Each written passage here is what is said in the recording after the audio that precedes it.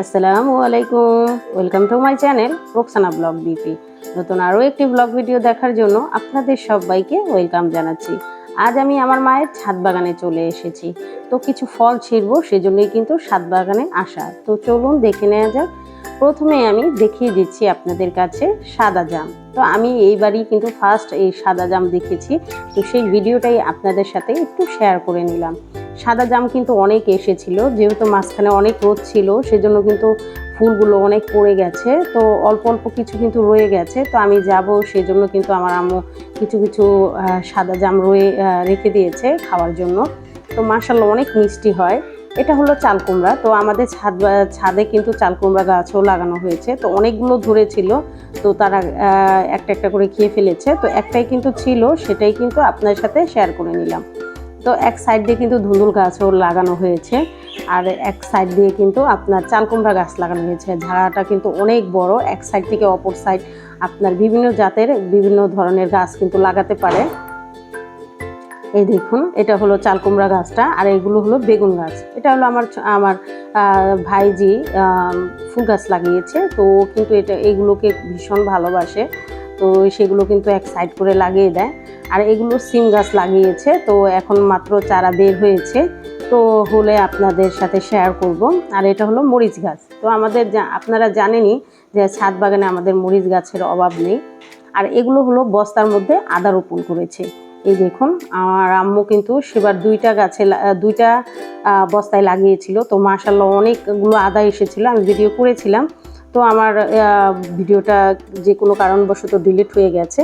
তো এবার কিন্তু 5 থেকে 7টা বস্তার মধ্যে এই আদা গাছ রোপণ করেছে, আর প্রত্যেকটা গাছেই কিন্তু গাছ বেরিয়ে গেছে। তো যদি এগুলো বের করা হয় অবশ্যই আপনাদের সাথে শেয়ার করব। আর এটা হলো একটা ঝুড়ির মধ্যে এই পুঁইশাক গাছগুলো রোপণ করেছে, তো সেই ভিডিওটাই আপনাদের সাথে শেয়ার করে নিচ্ছি। আর এইগুলো দেখুন কি ধরনের মরিচ, কিন্তু মরিচগুলো কিন্তু অনেক ঝাল, ছোট ছোট বলের মতন মরিচগুলো, খেতেও কিন্তু ভীষণ ভালো। তো আমাদের কিন্তু অনেক পরিমাণ মরিচ লাগে, সেজন্য কিন্তু মরিচ গাছগুলো লাগানো হয়। তো এই মরিচেও কিন্তু হয় না, আমাদের কিনেও খেতে হয়। আর এটা হলো সিম গাছ। তো এটা একাই হয়েছিল, তো সেটা কিন্তু জাহায় উঠে গেছে। আমাদের এখানে জাহা বলে, তো আপনাদের এখানে কি বলে সেটা অবশ্যই জানাবেন। আর এটা হলো ধুন্দুল গাছ। তো ধুন্দুলও কিন্তু খুব সুন্দর ধরেছে, এই দেখুন। তো গাছগুলো কিন্তু অনেকটা পাতলা পাতলা।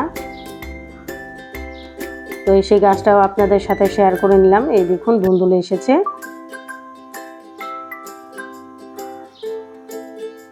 ছাদ বাগানের এগুলো আপনাদের কাছে কেমন লাগে অবশ্যই জানাবেন। আর এটা হলো চায়না গ্রাস। তো এটা আমি কিনেছিলাম, তো এটা আর আনা হয়নি, যেহেতু আমি এখানে বেশি একটা থাকা হয় না সেজন্য।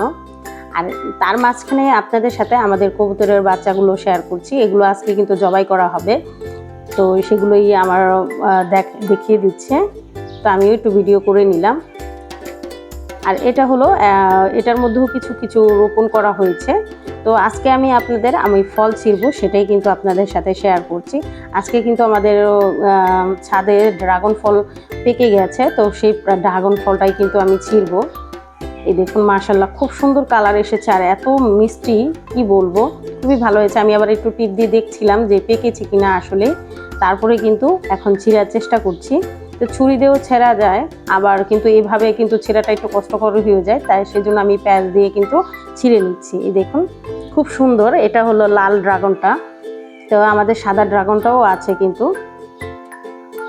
এই দেখুন ড্রাগনটা কত সুন্দর। আগেরটা কিন্তু খেতে পারে নাই, আপনার বেশি রাখতে রাখতে অনেক পেকে গেছিলো, তা সেটা আর খাওয়া যায় নাই। আর এটা হলো সেই ট্যাঙ্কটা। তো ট্যাঙ্কটা পরিষ্কার করে এখানে কিছু মাছ এখানে রাখা হয়েছে, আর অন্যটাও কিন্তু ধরে ফেলবে, যেহেতু আমার ভাই এসেছে, তো সবগুলো মাছই ধরে ফেলছে খাওয়ার জন্য। তো সেটাও আপনাদের সাথে একটু শেয়ার করে নিলাম। আর এটা হলো সেই আনারস গাছ যে আমাদের ছাদে ধরেছিল। তো মাশাআল্লাহ খুব সুন্দর কালার কিন্তু চলে এসেছে, মা বললো কেটে ফেলতে। আর এত মিষ্টি হয়েছে, আমার তো খুবই পছন্দ হয়েছে।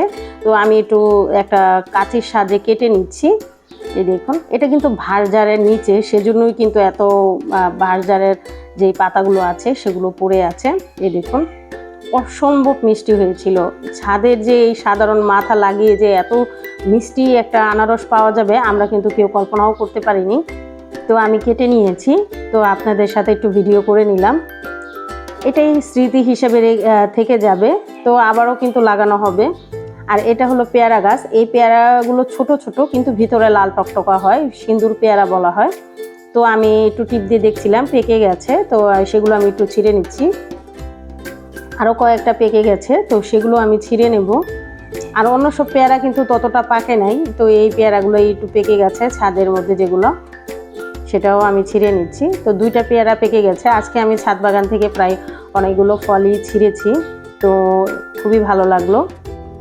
আপনাদের কাছে আমার এই ব্লগ ভিডিওগুলো কেমন লাগে অবশ্যই আমাকে কমেন্টের মাধ্যমে জানাবেন। আর যারা এখনও আমার চ্যানেলটাকে সাবস্ক্রাইব করেননি, আমার ভিডিওগুলো যদি আপনাদের কাছে কোনো অংশে একটু হলেও ভালো লেগে যায়, অবশ্যই আমার চ্যানেলটা সবাই সাবস্ক্রাইব করে আমার পাশে থাকবেন। লাইক, কমেন্ট এবং বেশি বেশি করে শেয়ার করে দিবেন। সবাই অনেক বেশি ভালো থাকবেন, সবাই সবার জন্য দোয়া করবেন। আর একটু সাপোর্ট করবেন, একটু ভালোবাসা দিবেন। আপনাদের দোয়ায়, আপনাদের ভালোবাসায় আমি যেন অনেকটা দূর এগিয়ে যেতে পারি, আর আপনাদের কাছে অনেক সুন্দর সুন্দর নিত্য নতুন ভিডিও শেয়ার করতে পারি। সবাই ভালো থাকবেন, সুস্থ থাকবেন, সবাই সবার জন্য দোয়া করবেন, আর সবাই একটু পাশে থাকবেন। ভালো থাকবেন। আল্লাহ হাফেজ।